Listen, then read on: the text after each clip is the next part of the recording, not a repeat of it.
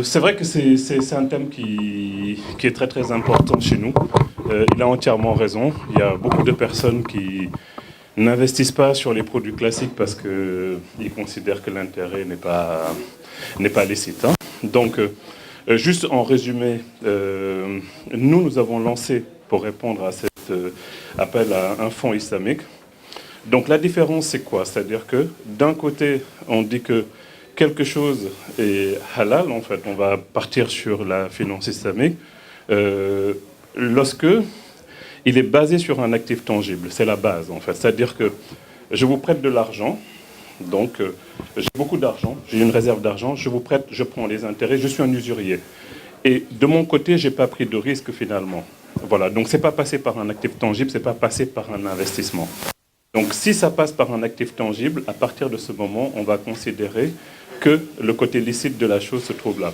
Donc je vous donne un cas, vous donnez de l'argent à la Banque de l'Habitat finalement, qui va construire des logements, et finalement avec l'argent des logements vous rembourse, on va considérer que c'est repassé par un actif tangible, donc c'est licite. Donc c'est juste pour schématiser, hein. Voilà, donc tout investissement doit passer par un actif tangible. Donc la notion d'intérêt va changer. Donc ici, on a des EGI. Vous savez qu'il y a eu des émissions de soucoupe, par exemple, pour l'État du Sénégal. Comment on arrive ici à transformer les intérêts en quelque chose de licite?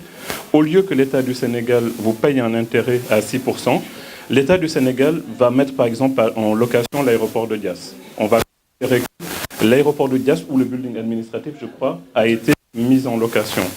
Donc, en mettant en location le building administratif, l'État va percevoir des loyers et payer les intérêts de cette émission sukuk. Donc, ça repasse par un actif tangible. Donc, c'est le premier. Le deuxième élément, c'est que le cash ne doit pas être investi dans quelque chose d'illicite. Donc, si vous prenez peut-être au niveau des musulmans, dans par exemple l'alcool ou dans l'armement, par exemple tout ce qui est guerre, ou dans quelque chose donc, qui n'est pas moralement considéré comme licite. Donc ça, c'est le deuxième point. Mais cela ne veut pas dire que l'ensemble de ces secteurs sont exclus. C'est-à-dire que les secteurs-là, en fait, doivent représenter un pourcentage très très faible du résultat. Je prendrai le cas, par exemple, de Total. Ce n'est pas le cas au Sénégal.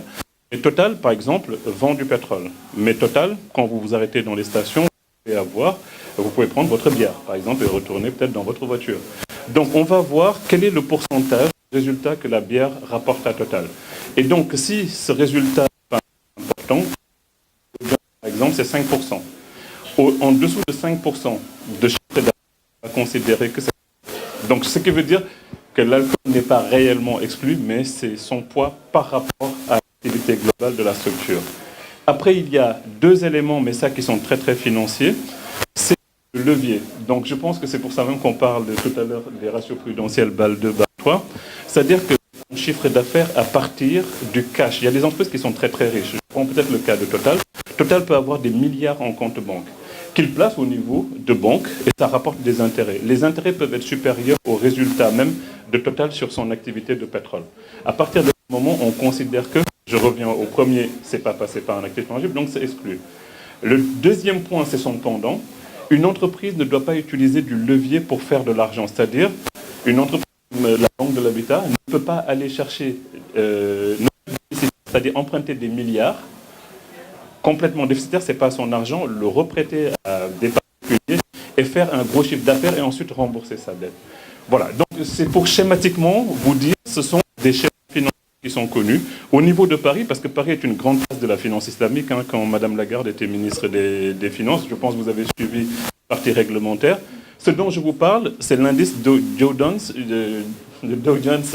Sharia, donc c'est un indice londonien connu. Donc, en tant que financier, je pense que toutes les personnes qui sont là, notre objectif n'est pas de... Nous n'avons pas d'a priori. J'ai structuré le fonds islamique avec Marie-Odile Contoussan. Et je peux faire un témoignage si Marie-Odile me permet. La première structure qui a investi sur le fonds islamique, c'est l'Église catholique. Donc c'est de partager juste certaines valeurs. Donc nous ne partons pas d'a priori. Ce n'est pas parce qu'on est barbu qu'on doit souscrire. Nous disons juste que c'est comme quelqu'un qui souhaite faire de l'écologie, c'est un choix. Donc il y a des fonds ISR, donc socialement responsables, c'est connu. Quelqu'un qui est chauffeur de car rapide, Vous connaissez la mentalité sénégalaise. Il n'a pas fait l'école française, mais les gens sont instruits, par exemple, en arabe. Donc la majeure partie des Sénégalais ont appris le Coran parce que, bon, à 6 ans, on nous met la base, comme la crèche ici. Et donc finalement, bon, il y a des convictions qui se développent et donc nous, en tant que financiers, on essaye d'offrir dans nos gammes ou de nous adapter à la mentalité des populations qui sont en face de nous. Nous n'allons pas faire la même chose au Sénégal et au Mali qu'au Bénin ou au Togo.